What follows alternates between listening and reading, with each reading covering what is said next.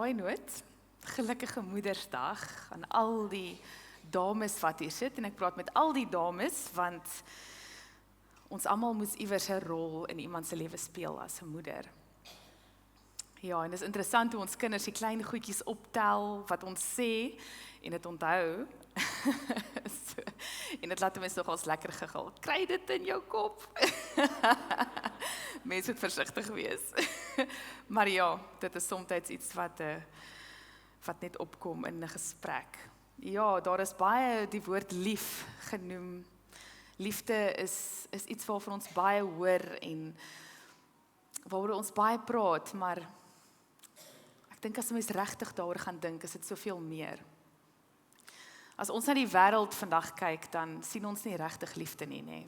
As ons die TV aanskakel en ons kyk die nuus of ons lees die nuus, is dit alles negatief. Dis geweld, dis onreg, dis haat. Ons leef in 'n tyd van intense verdeeldheid.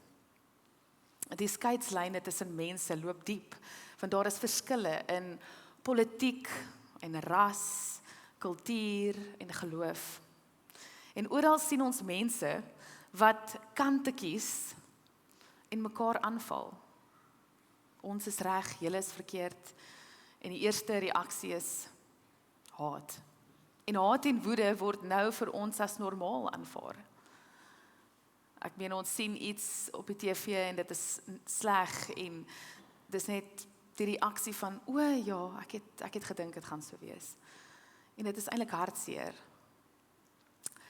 Maar die vraag is, wat is die kerk se antwoord in sulke tye?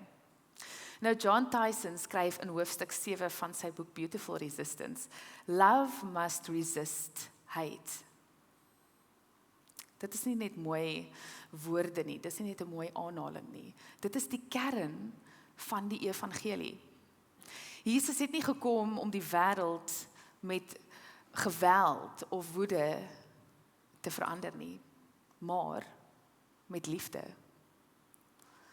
Ware liefde is nie swak nie. Dit is eintlik weerstand. Ware liefde is hoe ons terugveg teen die donkerte van ons tyd. Sien in Johannes 13 vers 34 tot 35 staan daar 'n nuwe gebod gee ek vir julle. Julle moet mekaar lief hê. Soos ek julle lief gehad het, moet julle mekaar ook lief hê. Hieraan sal almal weet dat julle my disippels is, aan julle liefde vir mekaar. Sien, die wêreld gaan dit nie raak sien as ons dit net vir onsself hou nie. Die wêreld gaan dit sien as ons dit gaan leef. Die vroeë kerk het nie die Romeinse ryk oorgeneem met wapens of politieke mag nie, maar hulle het dit verander deur radikale liefde.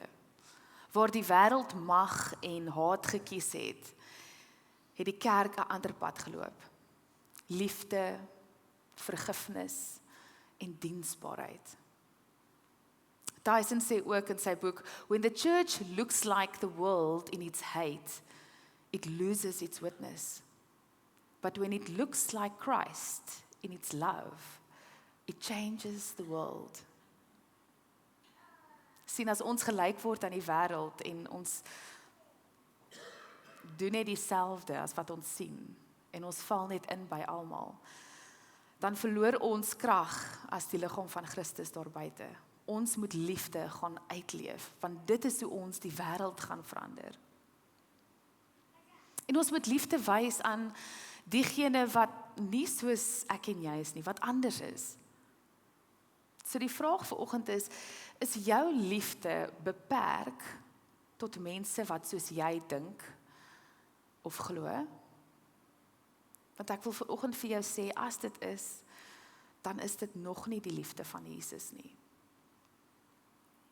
Sien, Jesus self het in Matteus 5 vers 43 tot 44 gesê, julle het gehoor dat daar gesê is, jy moet jou naaste lief hê en jou vyand haat. Maar ek sê vir julle, julle moet julle vyande lief hê en vir die wat julle vervolg bid. Daai is eintlik groot woorde nie. Dit is skokkend. Dit Dis skokkend vir ons as mense om te hoor, want dit gaan teen ons natuurlike reaksie in. Ons wil terugbeklei. Ons wil redeneer. Ek is reg, dit is hoe dit moet wees. Ons wil haat met haat vergeld. Maar Jesus roep ons tot iets radikaal anders. Ek weet nie of julle die storie van Corrie ten Boom ken nie. Ongelooflike storie. Sy het 'n konsentrasiekamp oorleef. En later een van die Nazi-wagte ontmoet wat haar suster se dood veroorsaak het. En hy vra haar om vergifnis. Wow. Moes seker moeilik wees. Sy het gehuiwer, ek dink soos enige persoon sou. Maar, toe steek sy haar hand uit, en sy sê hierdie pragtige woorde. Vergifnis is nie 'n gevoel nie. Dit is 'n daad van gehoorsaamheid. Dit is nie net iets wat ons voel, ons moet doen of wil doen nie. Dit is 'n daad van gehoorsaamheid. Ons aanbid 'n God, 'n groot God, wat ons daagliks vergewe vir ons sondes. Wat hy van ons vra, is om gehoorsaam te wees en dieselfde te doen vir ander. So wie is jou vyand? Wie is die persoon wat moeilik is vir jou om lief te hê? Want jou reaksie teenoor daai persoon wys of Christus werklik in jou hart regeer. Sien, liefde is eintlik 'n wapen.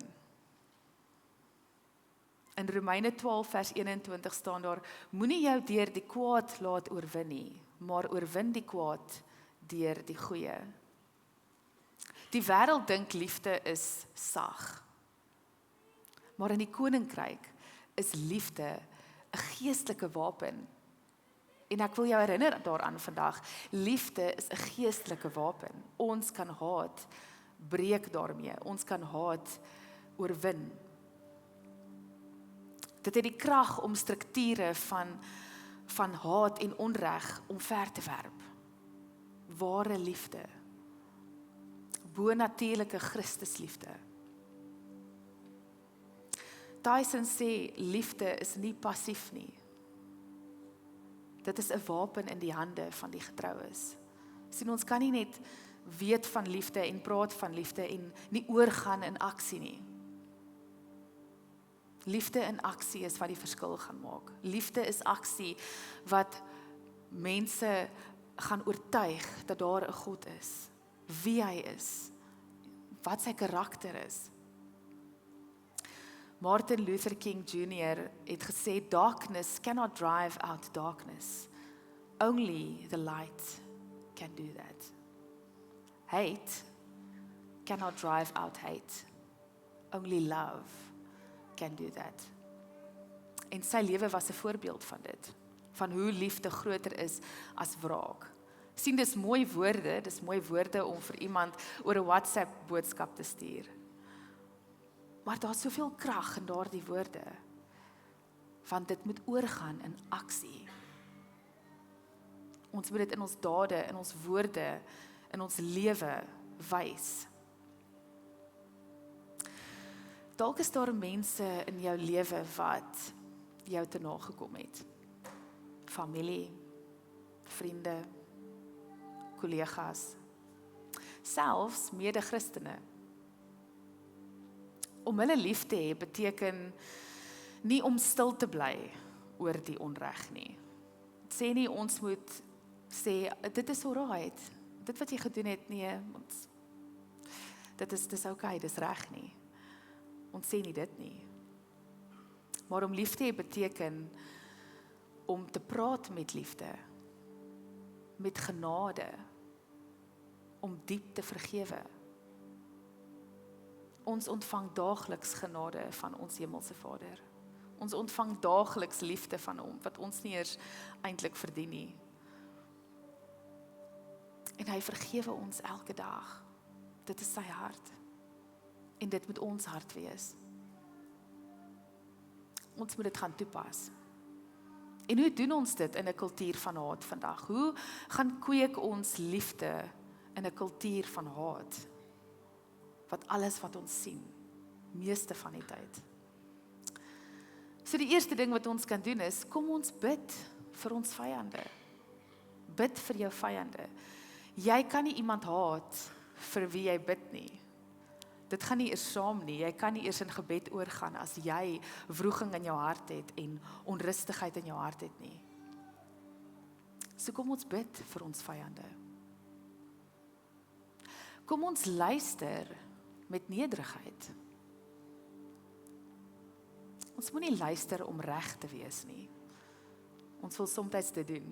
Ons wil soms onsself verregverdig en sê, maar dit is wat ek weet en ek weet dit en dit is hoe dit moet wees. En soms het iemand net 'n oor nodig om te luister en om hulle te verstaan. So kom ons luister eerder om die persoon te verstaan. En dan vergewe. Kom ons vergewe, maar met opregtheid.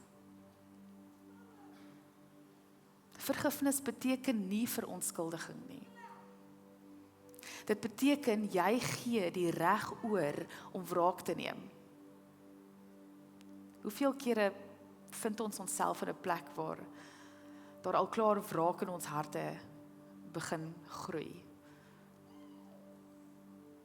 Wanneer ons vergewe, dan sê ons nie wat verkeerd is reg nie. Maar ons gee die reg op om daai stap te neem van wraak. En ons gaan eerder oor in liefde, in vergifnis. En dan die laaste punt, dien die wat jou teenstaan. Dien hulle. Wees 'n bietjie anders as die wêreld. Liefde word werklik wanneer dit ons iets kos. Daai opoffering. Dan word dit werklik. En dien mense wat jy nie noodwendig mag nie. Want dit is baie maklik om iemand in jou familie te dien. Of 'n vriend, of 'n vriendin. Maar gaan oor in diensbaarheid aan almal. Mense wat jy nie mag nie, mense wat jy nie noodwendig sou dien nie. So vra jouself af vandag, hoe kan ek hierdie week liefde leef teenoor iemand wat ek sukkel om lief te hê? En ons almal het iemand wat ons 'n bietjie sukkel om lief te hê. Vir nou sal jy miskien sit en dink, ag nee, ek's alright. Ek het almal lief. Ek is seker daarvan as jy gaan sit, gaan daar iemand wees wat jou so 'n bietjie ongemaklik maak. Hoe kan jy hierdie week liefde gaan leef teenoor daai persoon?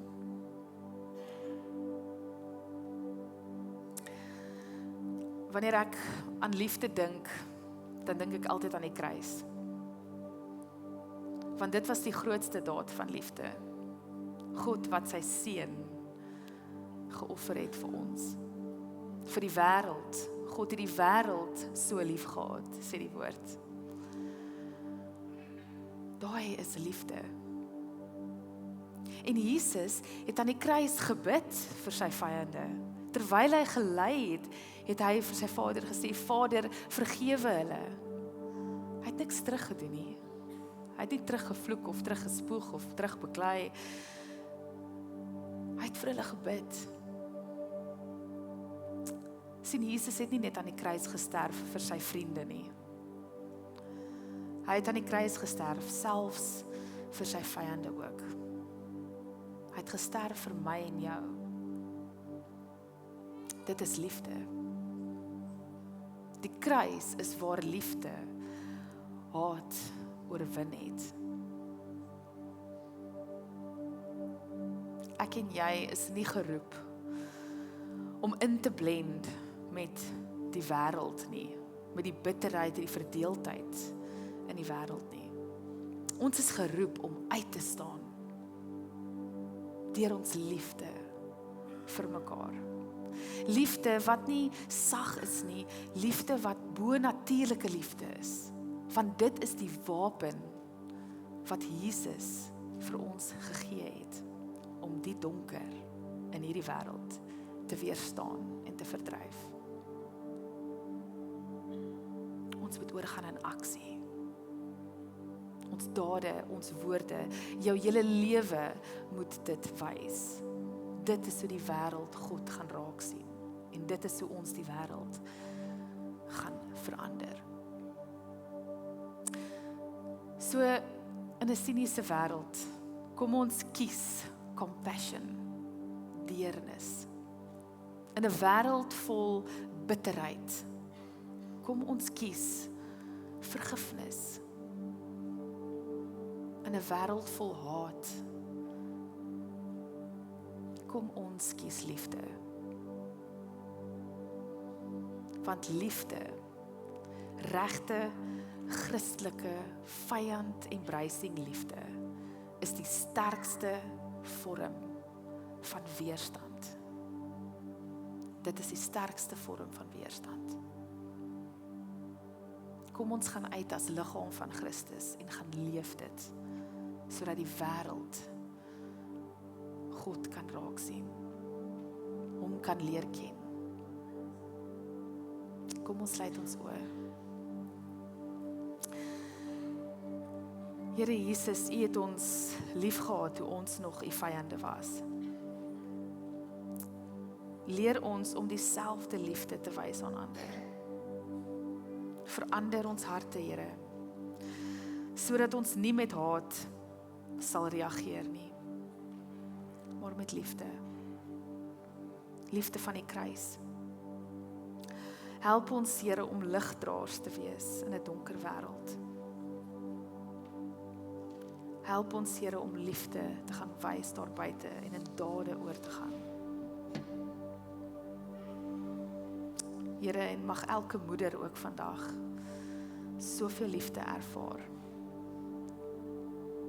op hierdie spesiale dag, waar jy elkeen van hulle uitverkies het om moeders te wees. Here, mag U woord val op vrugbare grond vandag. Mag ons nie net hier uitstap met 'n mooi boodskap in ons harte nie, maar mag ons liefde daar buite gaan leef aan almal. In Jesus naam. Amen.